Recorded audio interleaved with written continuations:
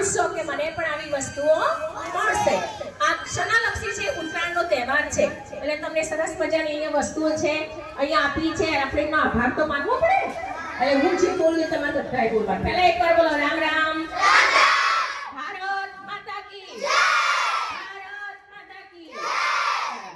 ચલો આપણે આ સરસ મજાના આપણા દાતા મળ્યા છે, તમને સારી એવી વસ્તુઓ આપી છે, તો આપણે એના માટે બે વાક્ય સાથે બોલો। ચલો હું બોલું તમારે બોલવાનું બધાએ।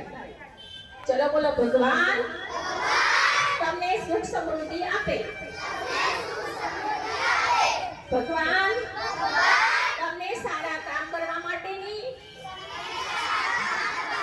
એવી શક્તિ આપે, ભગવાન તમને